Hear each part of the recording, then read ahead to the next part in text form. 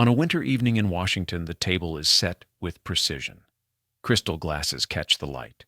Servants move quietly between courses. At the head of the table sits Marjorie Merriweather Post, perfectly dressed, composed, attentive. Senators, diplomats, and financiers lean toward her, laughing at the right moments, accepting her hospitality as if it were a natural extension of the city itself. Nothing is visibly wrong. And yet, the scene is tightly controlled. Every gesture is measured. Every word is safe. The evening runs exactly as planned, because it has to. This dinner, like many before it, is not simply social. It is maintenance. Position must be held.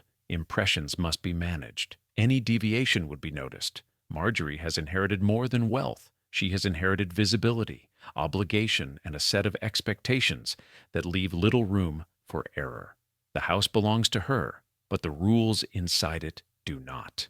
Even here, surrounded by people who depend on her generosity, she is careful not to take up too much space. As the night stretches on, conversation drifts toward business, politics, and reputation. No one asks how she feels. No one needs to. The performance is what matters. This moment, polished and restrained, sits early in her public life. It offers a glimpse of what will follow.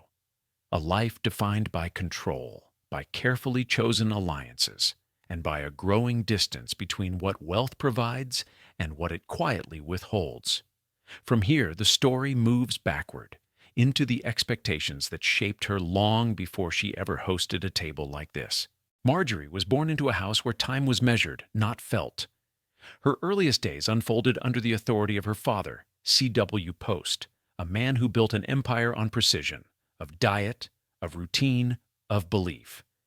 He did not speak often about affection. What mattered was improvement, order, results.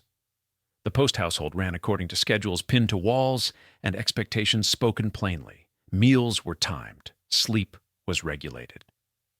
Even leisure carried purpose. From an early age, Marjorie learned that comfort came second to discipline, and approval came only after performance. Praise was not freely given.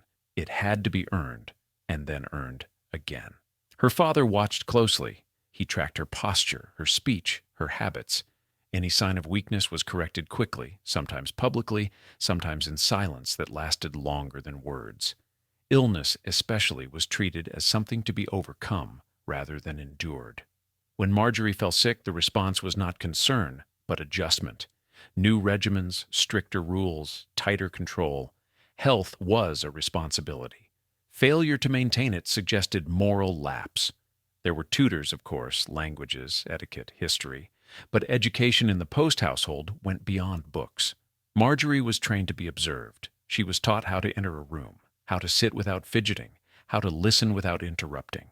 She learned that presence mattered more than opinion, that drawing attention could be dangerous if it wasn't carefully managed.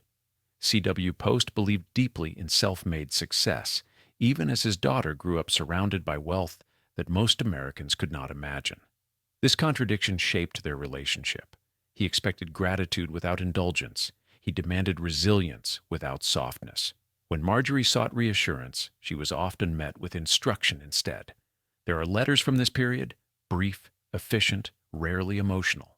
In them, her father advises discipline, warns against distraction, emphasizes reputation. He writes as if preparing an employee rather than raising a child. The message is consistent. You will inherit much, and because of that, you must be more careful than everyone else. As Marjorie entered adolescence, the boundaries tightened. Social interactions were monitored. Friendships were vetted. The world beyond the household was presented as something to navigate cautiously, especially for a young woman whose name already carried weight. Mistakes would not be private. They would be discussed. At social gatherings arranged by her parents, Marjorie learned how quickly attention could shift. Compliments were directed at her appearance, her manners, her composure, rarely her thoughts. She was introduced not as a person, but as a future wife, future hostess, future representative of the Post name. Conversations around her moved as if she were already fulfilling that role. She noticed, even then, how approval depended on restraint. The girls who spoke too freely were corrected. The women who seemed too independent were quietly criticized. The lesson settled in slowly but firmly. Safety lay in compliance. Acceptance required containment. When Marjorie expressed interest in independence, travel, decisions made without consultation, it was reframed as risk. Her father reminded her of responsibility, of exposure, of the damage that could be done by a single misstep. The implication was clear. Freedom came at a cost she was not encouraged to pay. As the years passed, her father's health began to decline. The house grew quieter, more tense. Discussions about succession surfaced, careful and practical. Marjorie was involved, but always under supervision. She attended meetings where men spoke directly to her father, occasionally acknowledging her presence, rarely addressing her directly. When they did, it was to confirm her reliability, not her readiness. She learned to answer briefly, to nod, to take notes. The role forming around her was clear: custodian, not creator. When C.W. Post died, the transition was swift and overwhelming. Suddenly, Marjorie was no longer being prepared. She was placed. Vast holdings, responsibilities, and expectations settled onto her shoulders without ceremony. There was no gradual adjustment, no moment of pause. Wealth arrived fully formed, accompanied by scrutiny and instruction from advisors who assumed continuity, not change. The inheritance did not come with guidance on how to live. It came with rules on how not to fail. In the weeks following her father's death, Marjorie moved through meetings, legal briefings, and social obligations in near silence. Decisions were made around her, then confirmed by her. She was careful not to disrupt the process. Grief was present, but it had no designated place. There was too much to manage.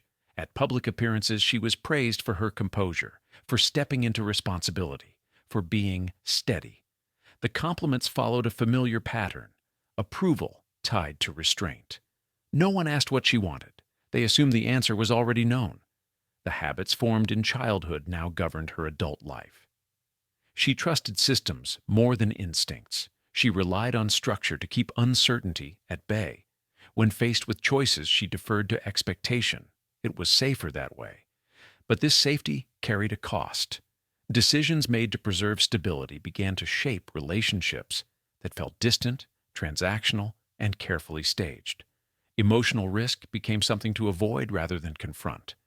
By the time Marjorie considered marriage, she approached it not as a personal turning point, but as a continuation of duty, another role to fulfill correctly. The patterns were already in place, the rules already learned. The foundations of her adult life had been set early, not by excess, but by control, and those foundations would quietly influence every decision that followed. The transition was immediate. There was no period of retreat, no allowance for hesitation. Within days of her father's death, Marjorie was seated at long tables beside men who spoke in figures and forecasts. Their papers spread wide, their voices steady. They addressed her politely, formally, as if she had always been there, as if nothing fundamental had changed.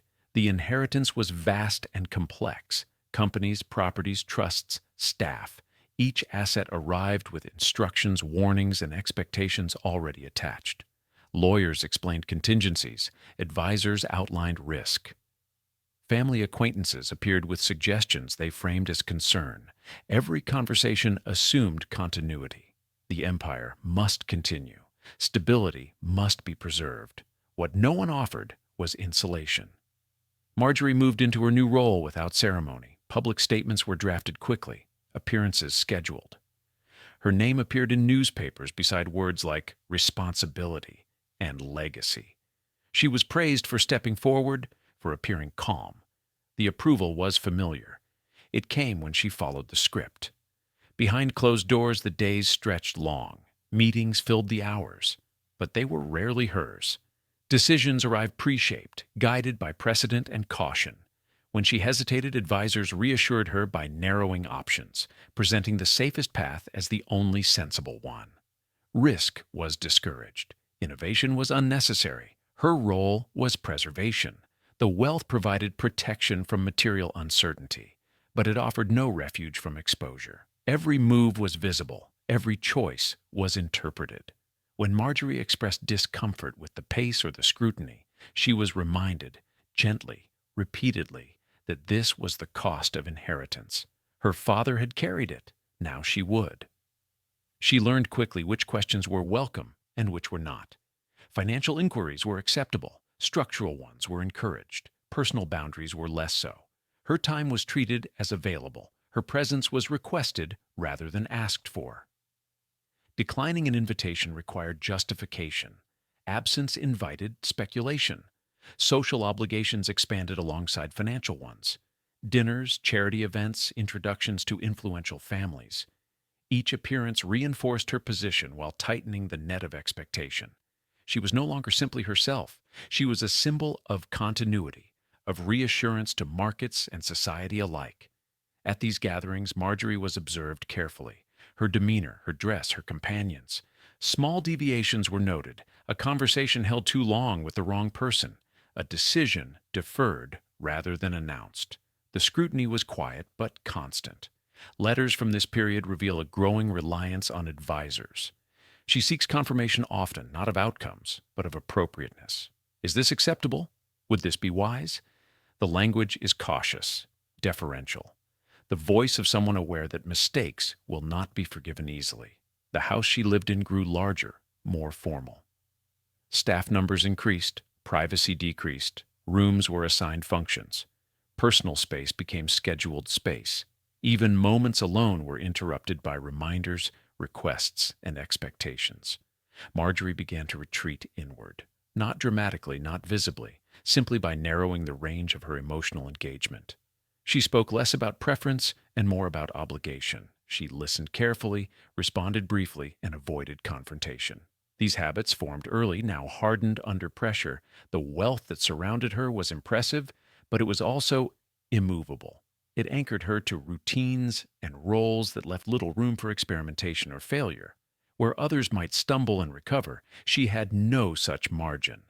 The cost of error was too high. When discussions turned to her personal life, particularly marriage, they were framed as strategic considerations: stability, reputation, alignment.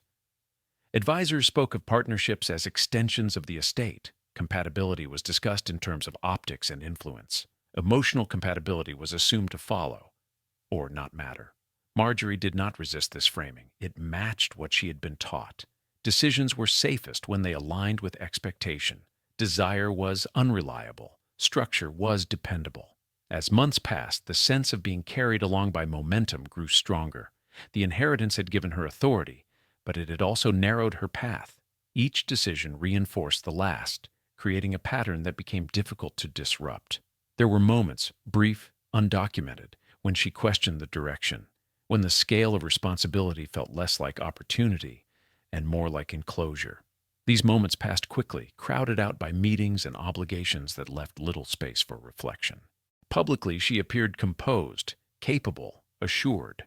Privately, the weight of continuity pressed steadily. The empire stood firm, but it left her exposed, unsupported by anything that resembled shelter. By the time marriage became a near certainty rather than a distant possibility, it was approached not as a personal choice, but as a structural one. Another decision to be made correctly, another role to be filled. The inheritance had secured her position. It had also ensured that deviation would be costly. The decision was framed as timing rather than choice. Advisors spoke of momentum, of expectations, of how quickly uncertainty could grow if personal matters remained unresolved. Marriage, they explained, would offer stability. It would reassure investors, quiet speculation, and anchor Marjorie more firmly within accepted social structures. Introductions were arranged with care. Men of appropriate background, education, and reputation were invited into her orbit. Dinners were orchestrated to appear casual. Conversations followed predictable paths. Family histories were compared, futures implied.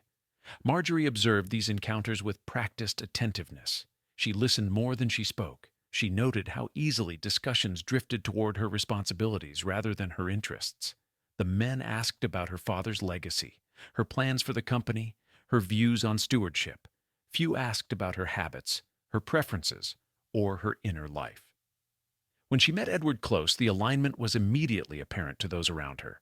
He was well-educated, socially acceptable, and presented himself with quiet confidence. He understood the language of obligation. He spoke comfortably about structure and responsibility. He did not appear threatened by her wealth, nor overly impressed by it. The approval was swift. Advisors expressed relief. Family acquaintances nodded. The match made sense. The courtship unfolded efficiently. Public appearances followed. Newspapers mentioned the pairing with approval, emphasizing respectability and continuity. Marjorie's image shifted subtly, from heiress managing an empire to woman preparing to be properly settled. Private correspondence from this period reveals little hesitation. Her letters are polite, composed, practical. She discusses logistics more than emotion. Dates are arranged around schedules. Conversations return often to plans and expectations. The engagement was announced without delay. Celebrations followed, carefully staged. Marjorie moved through them with composure, fulfilling expectations with precision. The wedding itself was a public affirmation of order. Guests commented on her poise, her elegance, her suitability for the role she was assuming. Marriage did not bring relief. It introduced a new layer of regulation. The household expanded. Roles were clarified. Edward assumed authority in areas considered appropriate, particularly public-facing decisions. Marjorie adjusted quickly, deferring where expected, asserting herself where permitted. The balance was delicate and constantly observed. Their private life remained largely invisible to others, but the outlines were clear. Affection was present but measured. Decisions were discussed in terms of impact rather than desire. Disagreements were resolved quietly, often through compromise that favored stability over expression. Marjorie's days became more structured, her movements were coordinated, invitations were vetted. Even her charitable interests were guided to align with the couple's shared image. The marriage functioned smoothly, fulfilling its intended purpose. Yet within this efficiency, distance grew. Emotional intimacy was limited by the roles they inhabited. Conversations rarely strayed beyond acceptable boundaries. Vulnerability was neither encouraged nor reciprocated. As months turned into years, Marjorie's sense of containment deepened. The marriage had secured her position, but it had also reduced her autonomy. Decisions once hers alone now passed through negotiation. The expectations placed on her multiplied. Publicly, the arrangement was praised. Privately, the cost became clearer. The marriage had not provided shelter from scrutiny. It had increased it. Marjorie was now accountable not only for herself, but for the image of the union. When tensions surfaced, they were managed discreetly. Absences were explained. Silences interpreted generously. The appearance of harmony was preserved. Eventually, the strain became difficult to ignore. Differences that had seemed manageable grew sharper. The efficiency that defined their relationship left little room for repair. Separation became a topic of careful discussion rather than emotional reckoning. The divorce, when it came, was handled with restraint. Statements were brief, appearances continued, reputations were protected. The social structure absorbed the change without disruption. For Marjorie, the outcome was mixed. She retained her position and her wealth, but the experience reinforced a lesson she had learned early. Relationships formed to satisfy structure rarely accommodate intimacy. After the divorce, there was no visible pause. Marjorie returned to public life almost immediately, her schedule uninterrupted, her appearances steady. Newspapers noted her composure. Friends remarked on her resilience. The separation was treated as a concluded matter, not an ongoing disruption. Her days resumed their familiar rhythm, meetings in the morning, social obligations in the afternoon, dinners in the evening. The structure held, and within it, she moved with practiced ease. If there was strain, it did not surface. She had learned long ago that visible instability invited intervention. The attention surrounding her changed subtly. Invitations became more formal, conversations more guarded. Where she had once been spoken to as part of a pair, she was now addressed alone, with a careful politeness that acknowledged independence while quietly measuring it. The expectations did not lessen. They shifted. Marjorie responded by tightening control over her routines. Staff roles were clarified, schedules refined. Personal time was absorbed into obligation. The house functioned efficiently, but warmth was incidental rather than cultivated. Rooms were used as designed, not lived in. Social events continued to fill her calendar. At these gatherings, she performed familiarity with ease. She remembered names, inquired appropriately, maintained a steady presence. People left feeling attended to. Very few felt invited closer. Private correspondence from this period reveals a narrowing circle. Letters are addressed to advisors, trustees, organizers. Friends appear less frequently. When they do, the tone remains formal. Discussions center on arrangements, not experiences. Marjorie's reputation benefited from this restraint. She was seen as reliable, serious, unflappable. The qualities admired in her were those that made her manageable within elite circles. Emotional expressiveness was not among them. As years passed, her isolation became more structured. She was rarely alone, yet seldom accompanied in a way that allowed for ease.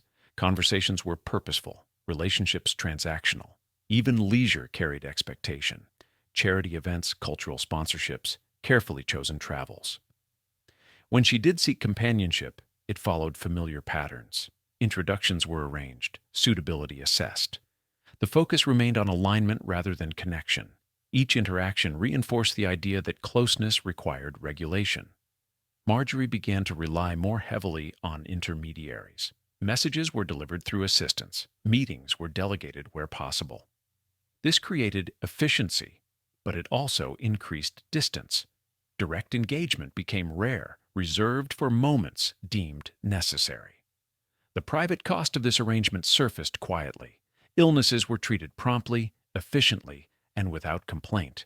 Emotional fatigue was managed through routine rather than rest. There was little space for unguarded reflection. Publicly, she remained composed. Privately, her world contracted. The wealth that allowed her to host, to give, to influence, also enabled her withdrawal. There was no pressure to confront loneliness when it could be absorbed into structure. As she approached the next phase of her life, the separation between appearance and experience widened. The public Marjorie remained visible, active, dependable. The private one grew quieter, increasingly distant from the relationships meant to sustain her. The poise that had once been preparation had become armor. It protected her from scrutiny, but it also kept others at a careful remove. By the time Marjorie entered her next marriage, she understood the rules well enough to follow them, and just poorly enough to misjudge when they could be bent. The introduction was handled through familiar channels, friends of friends, advisors who spoke carefully about compatibility and discretion. This time the emphasis was on steadiness rather than ambition. Joseph E. Davies arrived with credentials that satisfied scrutiny. He was older, politically connected, and experienced in navigating public life. He spoke comfortably in formal settings, understood hierarchy, and showed little interest in challenging the structures that governed Marjorie's world. To those around her, the match suggested correction rather than repetition. The courtship unfolded in public view. Dinners, appearances, a sense of inevitability. Marjorie participated fully, aware now of what was expected. She was attentive, measured, careful not to appear either distant or eager. She had learned that both could be costly. The marriage brought her into new circles, diplomatic ones shaped by protocol and observation. As Davies's career advanced, Marjorie followed into spaces governed by unwritten rules, more rigid than any she had known. Foreign receptions, embassy dinners. Conversations where tone mattered more than content. She adapted quickly, but adaptation did not guarantee acceptance. Small miscalculations carried weight. A remark made too freely, an opinion expressed without clearance. These moments were noted, quietly corrected, then remembered. Marjorie sensed the shift before it was explained. Invitations changed, conversations shortened, smiles cooled. She adjusted again, retreating into caution. Publicly, the marriage appeared successful. Privately, imbalance surfaced. Davies' role placed him at the center of decision-making, while Marjorie's position was supportive by design. Her wealth funded the lifestyle. His status defined it. Letters from this period reveal increasing restraint. She writes about schedules, obligations, and appearances. Emotional language is rare. When disagreements occur, they are described indirectly, framed as misunderstandings rather than conflict. The distance between them grew without rupture. Separate routines developed, separate confidences. Marjorie continued to host, to fund, to support. Davies continued to advance. The arrangement functioned, but it left little room for mutual dependence. In diplomatic circles, Marjorie was visible but peripheral. She was present at the table, but rarely part of the exchange. When she spoke, responses were polite, brief. She learned to speak less, to observe more, to avoid drawing attention that might disrupt balance. This pattern extended beyond public life. At home, decisions increasingly bypassed her. Advisors consulted Davies first. Plans were confirmed without her involvement. The wealth that once secured her authority now underwrote a structure where her influence was assumed rather than exercised. Marjorie recognized the shift, but did not challenge it. She had learned the cost of disruption. Stability, even diminished, felt safer than uncertainty. The rules she had been taught, restraint, deference, composure, had preserved her position, but they had also limited her ability to respond when circumstances changed. By the time she realized how thoroughly her role had narrowed, reversing it would have required confrontation she was unprepared to initiate. The marriage continued, outwardly intact, inwardly distant. It fulfilled its function. It did not offer closeness. Children arrived into a household already structured around control. From the beginning, their lives were organized by schedules, staff, and expectations that left little to chance. Nannies handled daily care, tutors managed education, physicians monitored health with regularity. Marjorie approved the arrangements quickly, trusting systems she understood over instincts she had never been encouraged to develop. Motherhood did not interrupt her obligations. It was absorbed into them. Publicly, her role as a mother was noted approvingly. She appeared attentive at formal events, spoke respectfully about her children, ensured they were well presented. Privately, contact was regulated. Time together was planned. Affection occurred within boundaries set by routine. The children learned early how the house functioned. Voices were kept low, questions were directed to the appropriate staff. Emotional displays were managed quietly, often redirected rather than addressed. Marjorie was present, but rarely spontaneous. When she entered a room, activity adjusted around her. As the children grew, distance settled in without announcement. They learned to seek comfort elsewhere, through caretakers, through peers, through structure itself. Marjorie observed this with concern, but also with familiarity. It mirrored her own upbringing too closely to challenge easily. Correspondence from this period shows careful attention to logistics, school placements, health updates, travel arrangements. Emotional language remained sparse. When difficulties arose, academic struggles, behavioral issues, they were treated as problems to be solved efficiently. Her marriage shaped this distance further. The household followed diplomatic rhythm. Moves, absences, public commitments interrupted continuity. Children adapted, as children in such environments often do, by becoming self-contained early. Marjorie noticed the change as they aged. Conversation shortened, eye contact lingered less.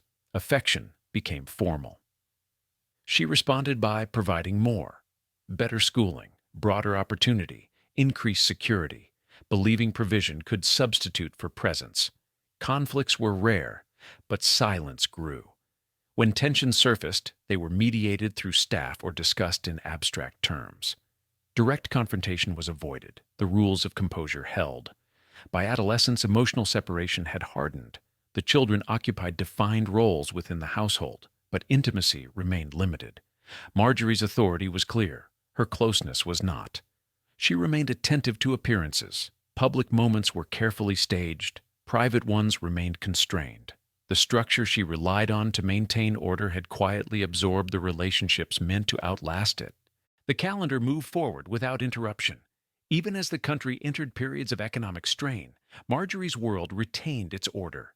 Properties remained staffed. Events remained scheduled. The machinery of her life continued to run as designed. During years when unemployment lines lengthened and public anxiety became visible, her routine changed little. Dinners were still hosted. Travel was still arranged. Expenditures were approved with the same deliberation they always had been.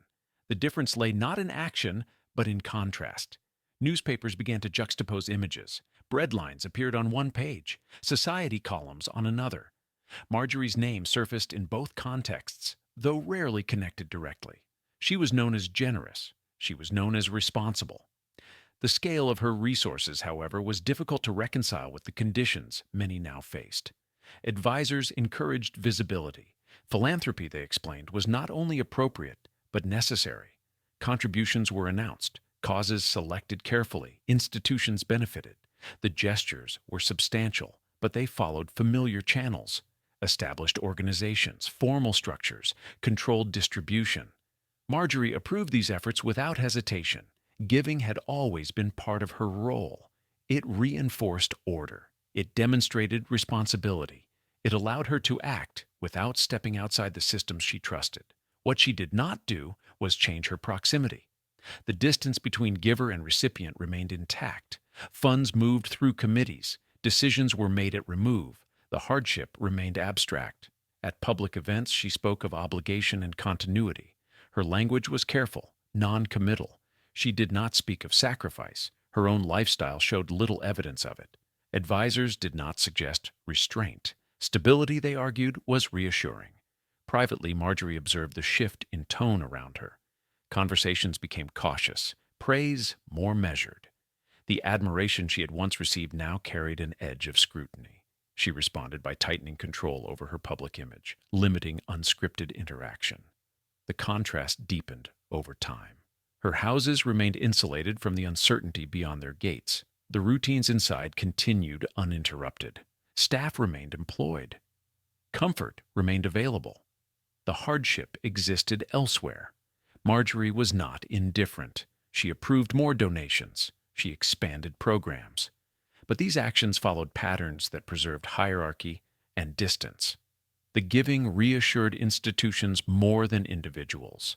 The unease that settled around her was subtle. It appeared in hesitations, in polite pauses, in conversations that ended earlier than before. She noticed, but she did not confront it. The systems that had guided her thus far offered no alternative. The expansion of Marjorie's giving did not begin with a change of heart. It began with a meeting. She sat at the head of a long table, papers arranged neatly before her, while trustees and advisors reviewed figures from the previous quarter. Endowments had grown. Commitments had been fulfilled. Several institutions requested renewed support. Others proposed expansion. The tone of the meeting was calm, professional, efficient. No one spoke about need in personal terms. They spoke about capacity, governance, reputation. Marjorie listened carefully. She asked when projects would be completed, how funds would be administered, who would oversee outcomes. She approved increases where continuity was assured. She declined proposals that lacked structure. Her decisions were consistent, predictable, and praised by those in the room. After the meeting ended, letters were drafted. Donations were announced. Her name appeared in print, alongside institutions that already commanded respect: museums, universities, cultural organizations. Places where order was visible and deviation was minimal. This pattern repeated itself across years. Requests arrived daily. Some were formal, routed through legal counsel and committees. Others were not. Letters written by individuals, charities without boards, relief efforts formed in response to immediate hardship. These were handled differently. They were acknowledged, logged, and redirected, if they were answered at all. Advisors cautioned against exceptions. Direct aid created expectations. Informality invited scrutiny. Marjorie accepted this reasoning without protest. It aligned with everything she had learned about risk. At public events, she was praised for her generosity, introduced as a benefactor, a patron, a stabilizing force. She stood beside plaques bearing her name, listened as speeches thanked her for vision and foresight. Applause followed. Photographs were taken. She smiled, briefly. Behind these moments was a careful system. Giving was scheduled. Commitments were reviewed annually. Relationships were maintained through correspondence rather than conversation. The distance between donor and recipient remained intact. When the economic climate worsened, requests increased, so did expectations. Advisors encouraged Marjorie to remain visible but cautious. Large gestures reassured institutions. Smaller, uncontrolled acts risked misinterpretation. She approved additional funding for established programs. She declined emergency appeals that bypassed structure, not publicly, not harshly, quietly, efficiently. In one instance, a letter arrived describing a factory closure that had displaced hundreds of workers. The appeal requested direct assistance, temporary relief, food distribution, housing support. The letter was circulated among advisors. Discussion followed. They noted the lack of oversight, the difficulty of measuring outcomes. The precedent it would set. Marjorie read the letter twice. Then she approved a redirection of funds to an existing foundation addressing unemployment research. The decision was recorded as responsible. The immediate appeal went unanswered. There was no confrontation, no visible refusal, just silence. Her philanthropy continued to grow in scale, but not in proximity. She rarely visited the communities her giving was said to support. When she did, visits were arranged carefully, limited in scope, supervised by organizers who controlled access. She toured facilities, listened to presentations, thanked administrators. She did not sit with beneficiaries. She did not linger without purpose. The visits reinforced order rather than familiarity. Over time, a subtle shift occurred in how people approached her. Requests became more calculated, language more formal, gratitude more performative. Relationships formed around access rather than connection. When support was withdrawn or redirected, contact often ended. Marjorie noticed this pattern but did not challenge it. It felt consistent with experience. Affection, she had learned, was conditional. Privately, she relied increasingly on documentation. Reports replaced conversations. Summaries replaced encounters. Her understanding of hardship became statistical rather than experiential. This was not indifference. It was insulation. The system she trusted filtered complexity into manageable forms. Human need was translated into proposals, proposals into line items into approvals. Each step removed urgency.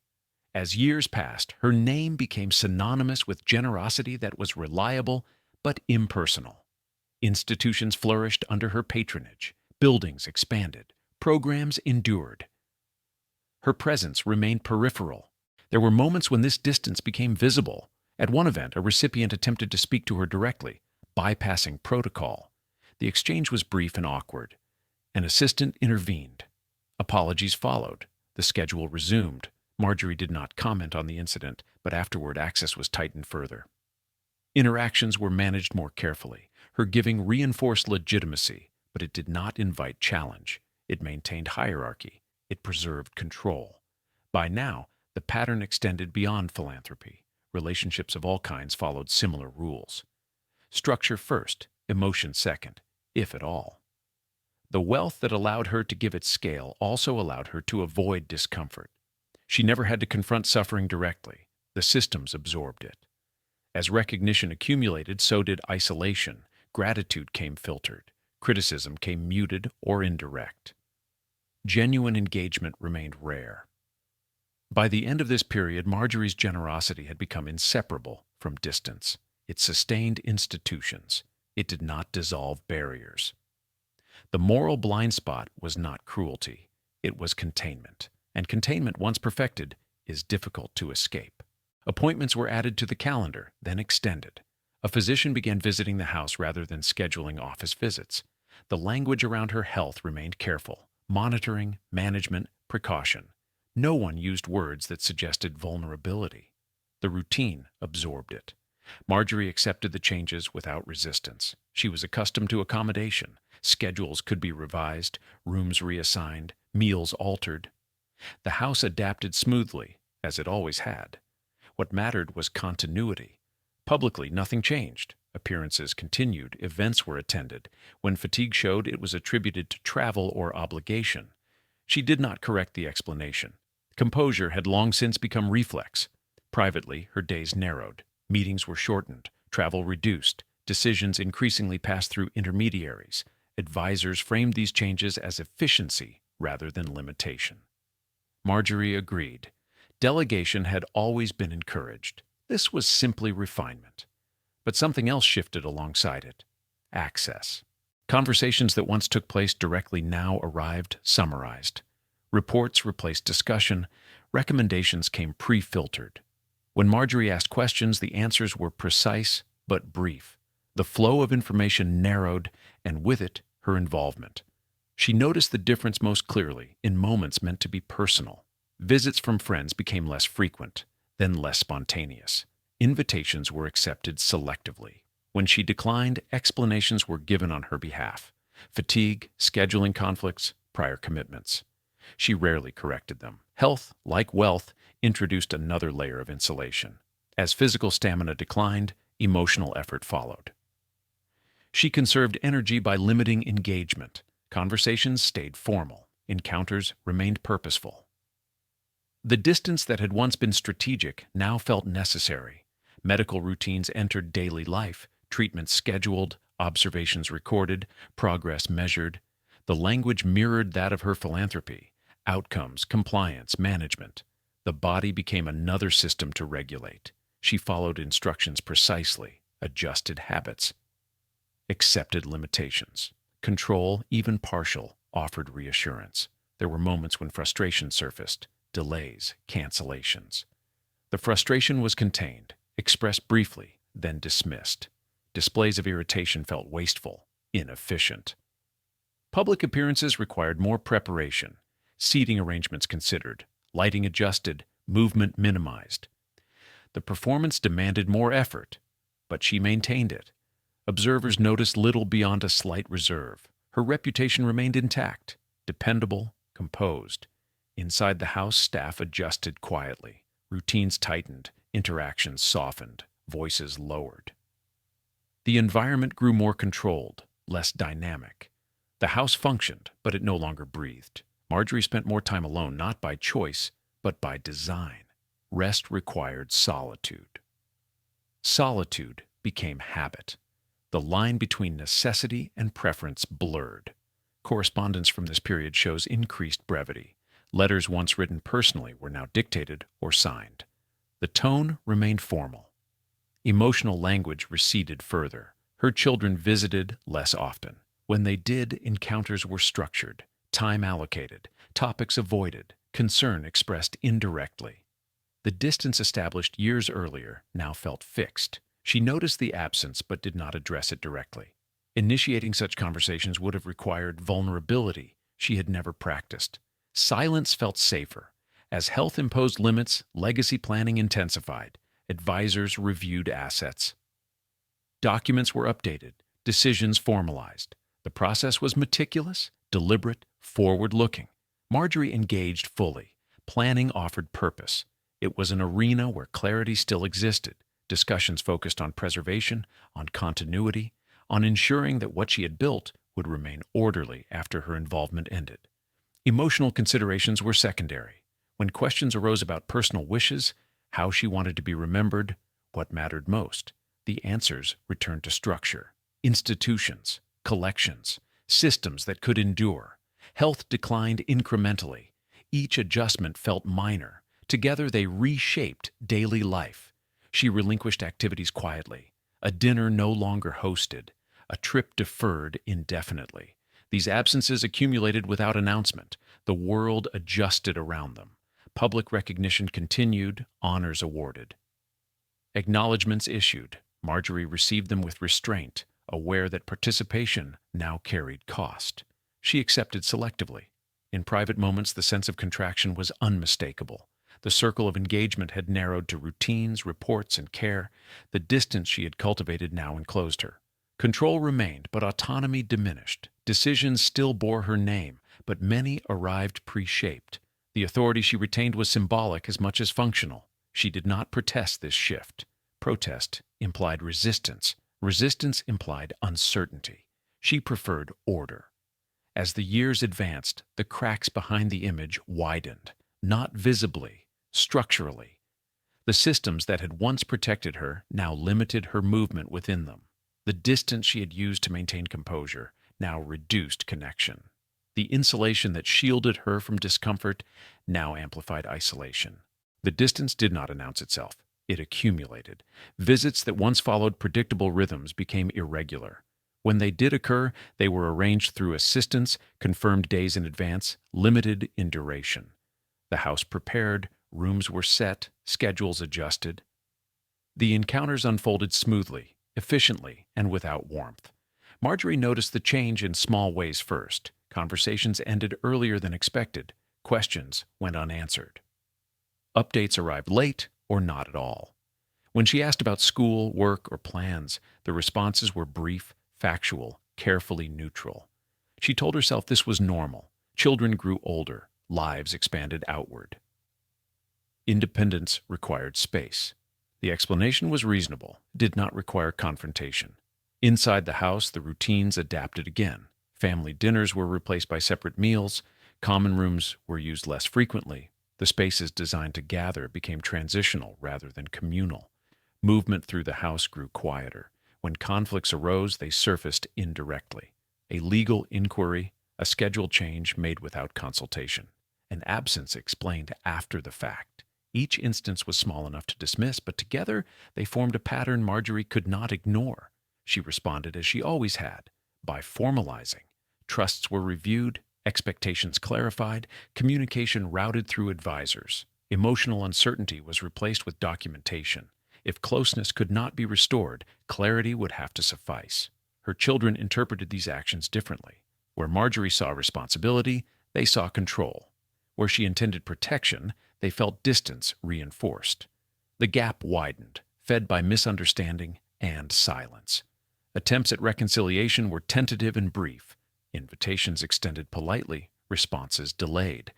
When meetings occurred, they remained careful. Topics avoided. The past left untouched. Marjorie struggled to bridge the gap. The tools she possessed, structure, provision, restraint, were poorly suited to repair. Vulnerability required improvisation. Improvisation invited risk. Health further complicated these efforts. Fatigue limited patience. Discomfort shortened conversations. The effort required to engage emotionally felt disproportionate to the outcome. Withdrawal became easier. Publicly, the family appeared intact. Appearances were staged when necessary, photographs taken. Statements issued, the image held. Privately, absence became the norm. Marjorie began to rely more heavily on advisors for updates about her own family. Information arrived filtered, summarized, often delayed. She accepted this arrangement without protest. It mirrored how most aspects of her life now functioned. As years passed, estrangement hardened into expectation. Contact occurred primarily around formalities, legal matters, health updates, scheduled events. Spontaneity disappeared entirely. She noticed this most sharply during holidays.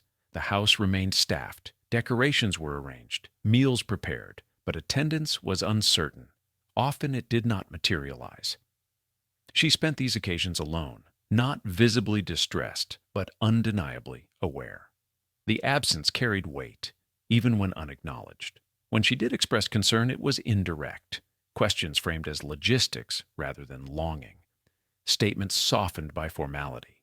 The responses she received mirrored her tone, polite, distant, unresolved. The irony did not escape her. She had built systems to preserve continuity, yet those systems now governed the relationships meant to transcend them. As her health declined further, urgency increased. Advisors raised questions about succession, guardianship of collections, stewardship of estates. Discussions that once felt abstract now demanded resolution. Marjorie engaged fully. Planning provided clarity where relationships did not. Decisions could be finalized, outcomes secured. Her children were informed, consulted when required, but rarely involved beyond necessity.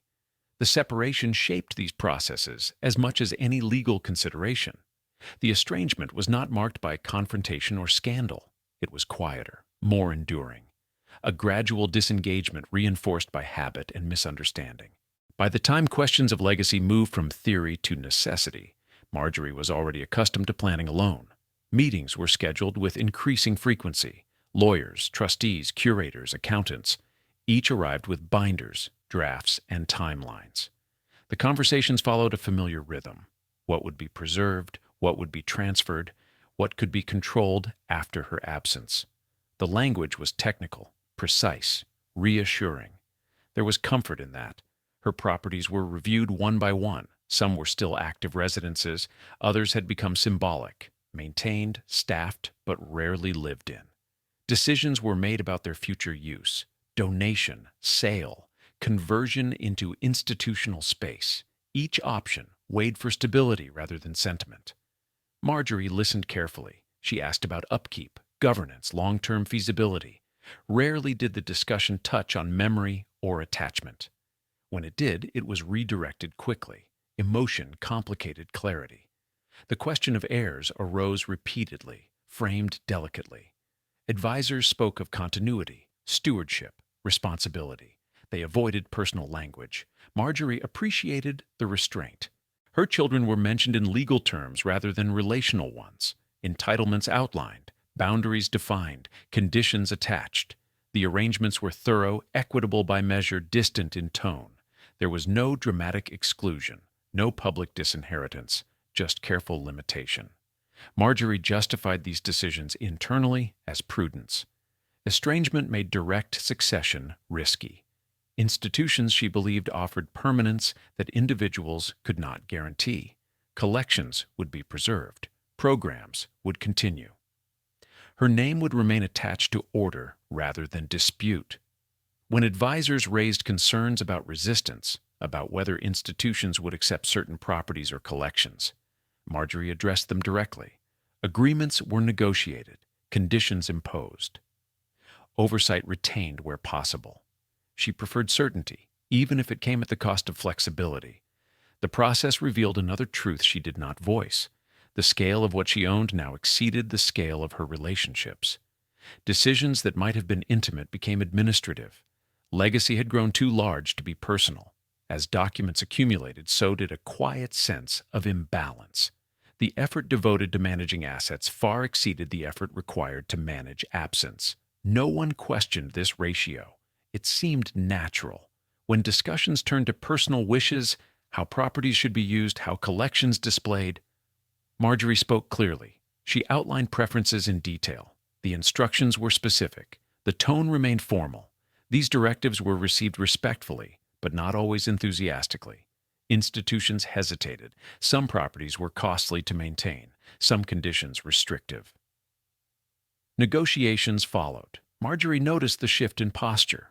The gratitude she had long received was now tempered by calculation. Support depended on feasibility, not loyalty. She responded by tightening terms, seeking assurance. The dynamic was familiar. Distance negotiated through structure. At no point did she suggest simplifying, divesting broadly, letting go. Control remained the priority. Her health limited her ability to oversee every detail personally.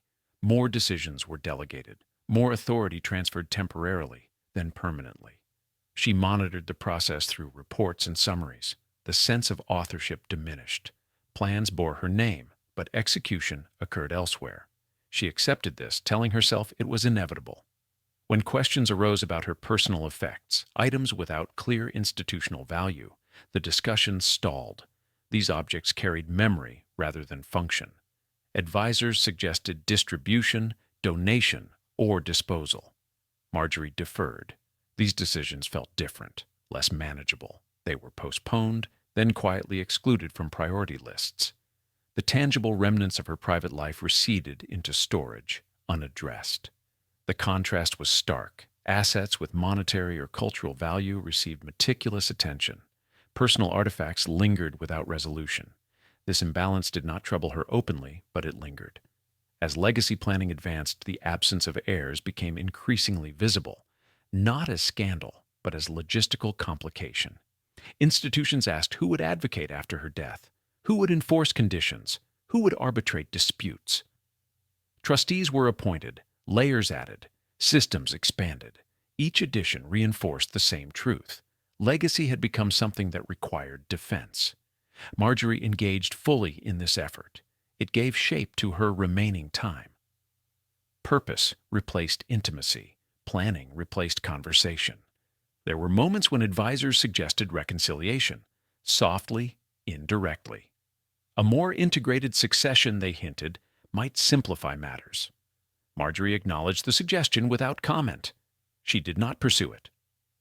Repair required vulnerability. Vulnerability invited uncertainty. She chose certainty. As the final documents were prepared, a sense of completion settled in. Not relief, closure.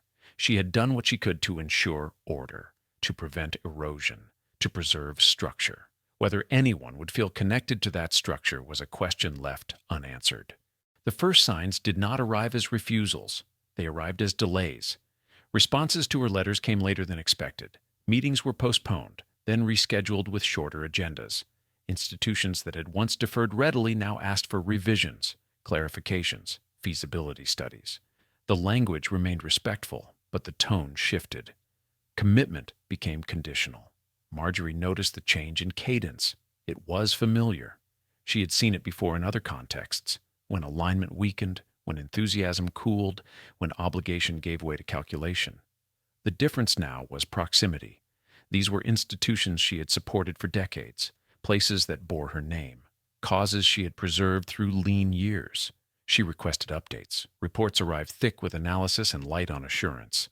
Maintenance costs exceeded projections. Governance requirements had evolved. Public expectations had changed. The reasons were numerous and carefully documented. None of them addressed loyalty. In one case, a property she had prepared meticulously for transfer stalled in negotiation. The institution cited staffing limitations, preservation challenges. The building's scale exceeded their capacity. Alternatives were suggested: partial acceptance, delayed conversion, revised terms. Marjorie read the proposals carefully.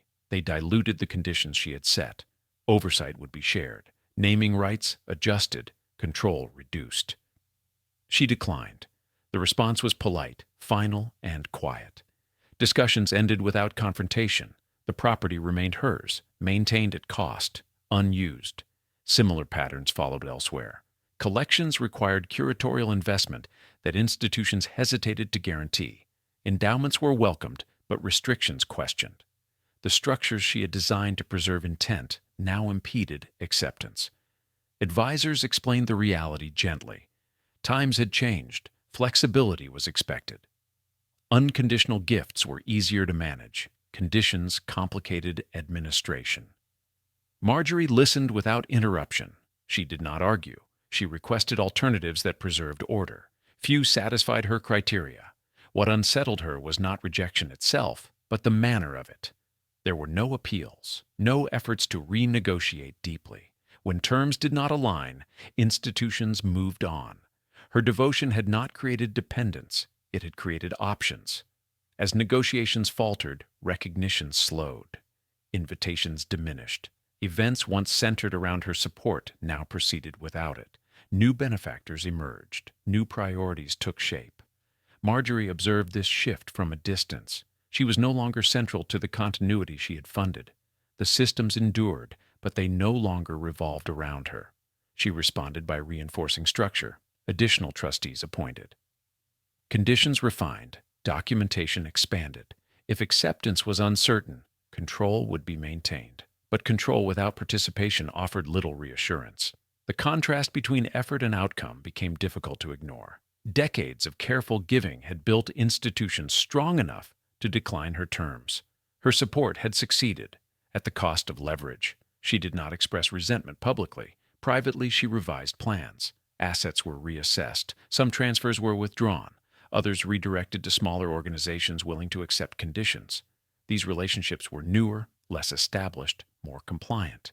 They also proved fragile. Smaller institutions struggled with scale. Administration faltered. Oversight required constant attention. Advisors raised concerns about sustainability. Marjorie insisted on proceeding cautiously, but options narrowed. Her health limited her ability to manage complications directly. Decisions slowed. Momentum dissipated. The realization settled gradually. Legacy could not be forced. The structures she trusted, contracts, conditions, endowments, ensured compliance only as long as interest aligned. Once it did not, they became obstacles rather than guarantees. Marjorie's presence receded further. Her name appeared less frequently in public discourse. When it did, it was often in historical context rather than current relevance. Past contributions acknowledged, present influence muted. She noticed this in small ways, invitations addressed to foundations rather than her. Press releases listing donors alphabetically, her name no longer anchoring announcements. The erasure was polite, complete, unavoidable. She did not contest it. Contestation required engagement. Engagement required energy she no longer possessed. Inside her residences, staff maintained routines. Collections remained cataloged. Documents remained filed. The world outside continued to adjust without her input. The irony was unmistakable. The wealth she had used to secure permanence now insulated institutions from her. Her devotion had ensured their independence. In moments of clarity, she acknowledged this privately, not as failure, but as outcome. The systems had worked, just not in her favor. She turned inward again, focusing on what remained within her control: residences, collections, trusts still unassigned. The circle tightened. As the end of her life approached, the question of who would receive what became secondary to whether anyone would want it. Offers were made. Hesitations returned. The legacy she had built so carefully now required persuasion. The problem was no longer who would receive her legacy. It was what would happen to it once it arrived. As negotiations stalled and institutions hesitated, Marjorie's holdings accumulated in a state of suspension. Properties remained staffed and maintained without purpose. Collections stayed cataloged, preserved, and unseen. Trusts sat funded but unresolved, waiting for agreements that never fully materialized. Advisors continued to work through possibilities. Smaller organizations were approached, regional institutions expressed interest, then withdrew after assessments. The reasons were consistent: scale, cost, complexity. Each explanation was delivered carefully without offense. Marjorie listened. She did not dispute the facts. She had spent her life respecting them. What unsettled her was the repetition. The same conclusion reached from different directions. The assets were impressive. They were also burdensome. Accepting them meant accepting obligation, visibility, and constraint. Few were willing. She reviewed reports late into the evenings, moving through summaries that reduced decades of accumulation into projected expenses and staffing requirements. The numbers were precise, the implications were not. Some properties were too large to convert efficiently. Others carried historical value but limited utility. The collections required specialized care that exceeded typical budgets. Each asset that had once represented achievement now demanded justification. Marjorie responded by adjusting terms. Conditions were softened, oversight reduced, naming requirements reconsidered. Each concession felt measured, rational. Each failed to resolve the underlying issue. The world she had built no longer needed her contributions. It also did not want her complications. In one case, an institution agreed in principle to accept a property, pending final review. Months passed. Committees changed. Priorities shifted. The agreement lapsed quietly. The building remained empty, its lights on, its staff present, its future undecided. Marjorie did not ask for explanations beyond what was offered. She understood delay as a form of decision. Her advisors suggested alternative solutions: sales, subdivisions, dispersal. These options were efficient. They were also final. Once enacted, they would dissolve the coherence she had worked to preserve. She resisted at first. Fragmentation felt like failure, but resistance required energy, and energy was increasingly scarce. Health constraints limited her ability to oversee transitions personally. More authority passed to trustees. The process became procedural. The distance between intention and outcome widened. When sales were approved, they were handled discreetly. No announcements, no ceremonies. Assets moved quietly into private hands or institutional holdings without acknowledgement of origin. The transactions were clean. The erasure was thorough. Marjorie received summaries after the fact. She reviewed them carefully, noting valuations and timelines. She did not ask who had acquired what. Ownership mattered less than resolution. With each transaction, the scale of her holdings diminished. The process was orderly. The effect was hollowing. What remained were the items no one wanted. Too personal to institutionalize, too costly to maintain, too obscure to display. These were stored, inventoried, then largely ignored. The advisors framed this as progress, simplification, resolution. Marjorie accepted the language. It was accurate. Privately, she recognized the shift. Her life's accumulation was being dismantled not through rejection alone, but through practicality. The world was not hostile. It was indifferent. This indifference extended to her name. As assets changed hands, attribution faded. New owners had no reason to preserve it. Institutions removed plaques quietly. Exhibitions rotated. The continuity she had sought dissolved into anonymity. She noticed this first in correspondence, invitations addressed to trusts rather than her. updates written without personalization, the tone of obligation replaced by formality. The transition was complete when an advisor informed her that several remaining assets would require ongoing subsidy without prospect of transfer. Maintaining them indefinitely would be costly. A decision was required. Marjorie reviewed the options alone: sale, donation, closure. Each implied loss. She chose closure. Properties were shuttered, staff reassigned or released. The process was handled professionally, with care. The buildings fell silent. What had once been symbols of permanence now stood empty, then changed hands, then disappeared from her life entirely. The inheritance she had prepared so meticulously was no longer a gift. It was an encumbrance others declined. As this reality settled, Marjorie did not respond with bitterness. She had long understood systems well enough to accept outcomes. This was simply another. But the cost was cumulative. The reduction of her legacy mirrored the reduction of her world. The narrowing she had experienced physically and socially now extended backward, reshaping the past. What remained was not influence, but inventory. In her final years, Marjorie's engagement with the world was limited to updates, approvals, and care. The machinery of legacy continued to run, but it no longer required her attention. Decisions were made without consultation, outcomes delivered as information. She read these reports carefully. She always had, but their significance had changed. They described a process she no longer directed. The unwanted inheritance was being resolved by attrition. The disappearance was not abrupt. It unfolded the way most administrative processes do, incrementally, politely, without announcement. Marjorie noticed first through silence. Correspondence slowed. Updates arrived less frequently, then not at all unless requested. Advisors who once checked in weekly now summarized monthly, then quarterly. The tone shifted from consultation to notification.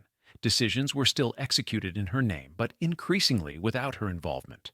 Trustees cited efficiency, health considerations, previously approved frameworks. Each explanation was reasonable. Together, they altered her position.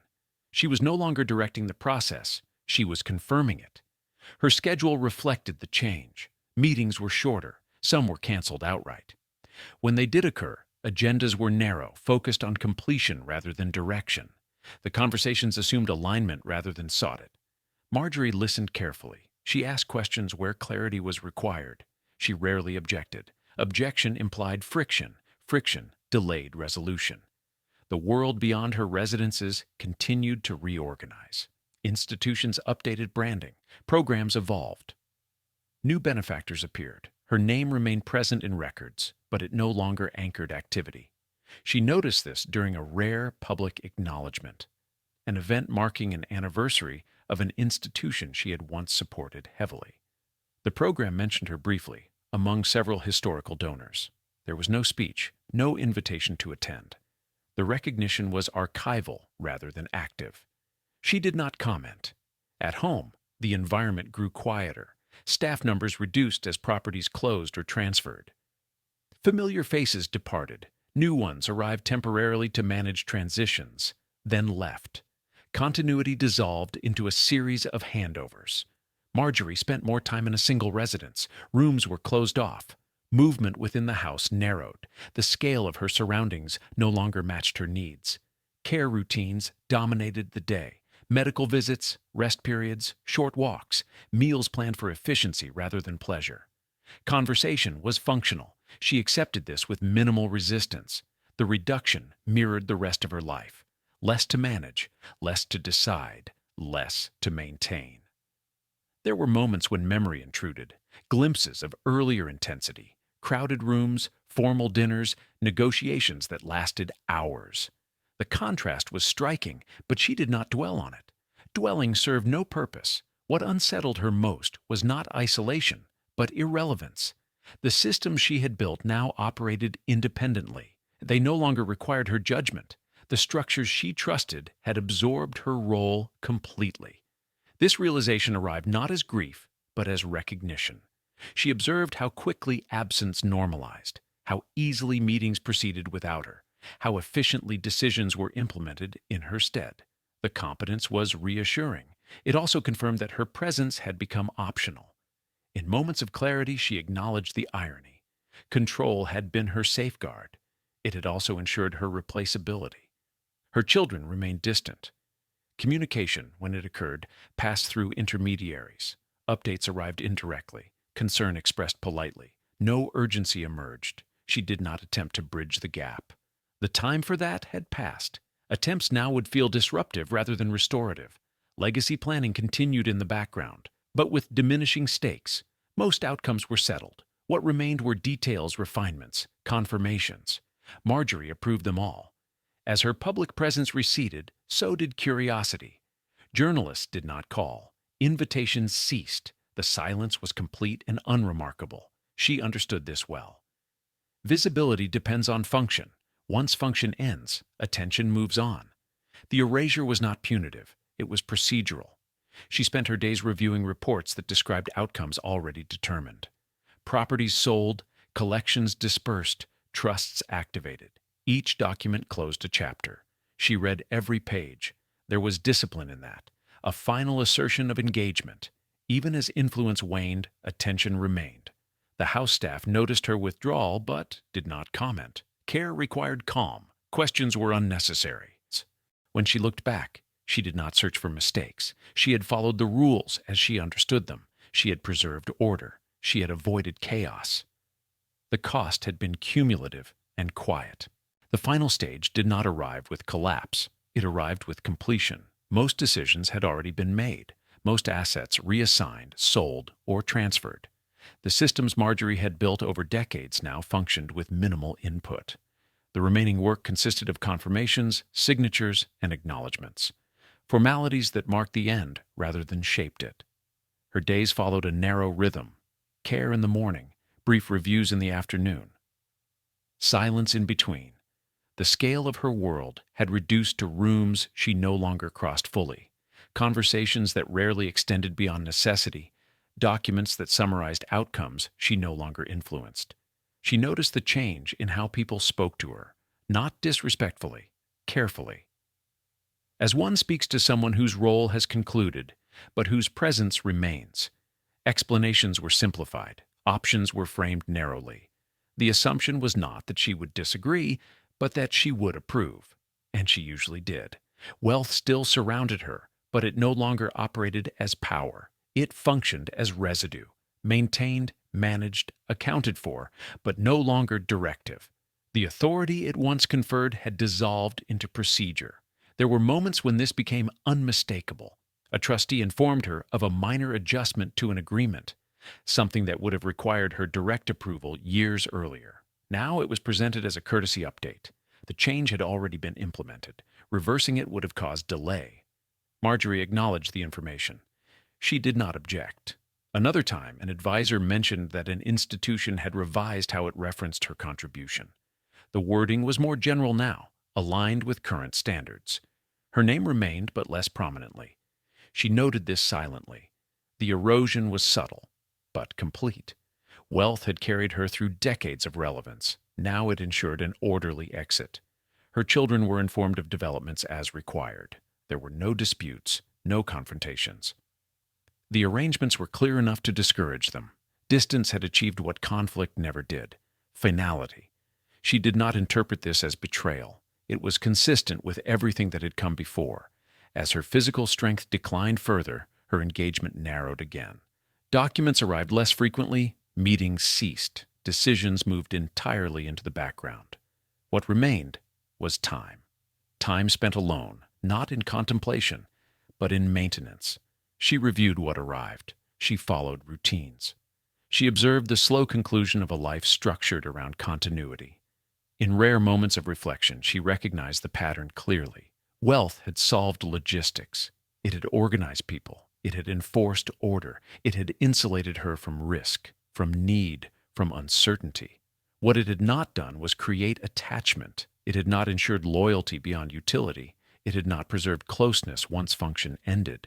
It had not guaranteed presence when control faded. The failure was not dramatic. It was structural. Everything had worked as designed. The systems held, the institutions endured, the transitions were smooth. She had simply been designed out of them.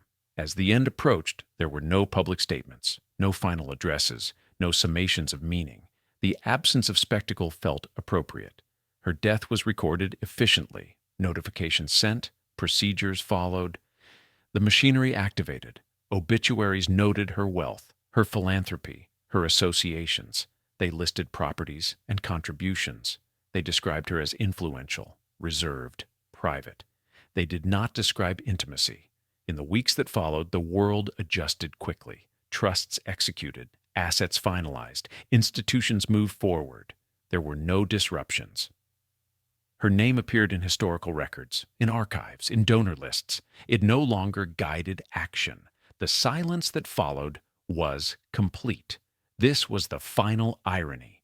Wealth had given her everything required to remain in control, except a reason for anyone to hold on once that control ended.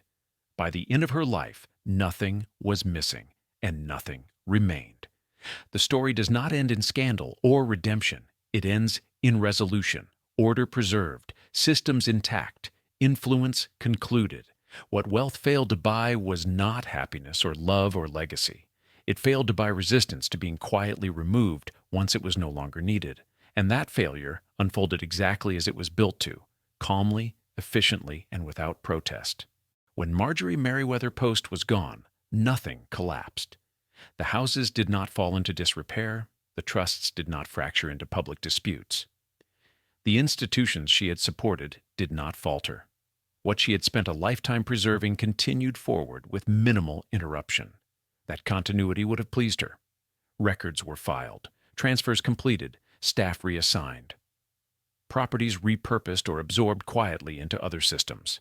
The machinery she trusted activated exactly as intended, carrying her absence as smoothly as it had once carried her authority.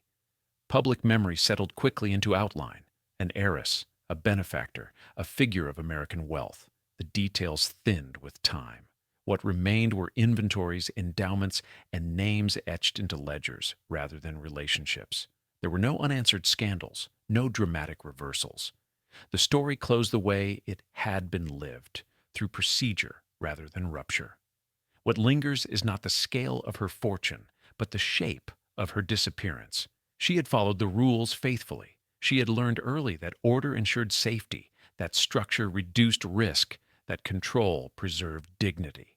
And for decades, it did. It protected her from instability, from exposure, from chaos. It also taught the world how to function without her. By placing distance between herself and others, through systems, intermediaries, and conditions, she ensured that when her presence faded, nothing depended on it remaining. The systems absorbed the loss because they had been designed to. Her life leaves behind no simple verdict.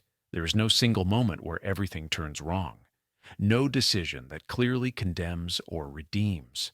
Only accumulation of caution, of restraint, of separation. What wealth gave her was permanence without attachment.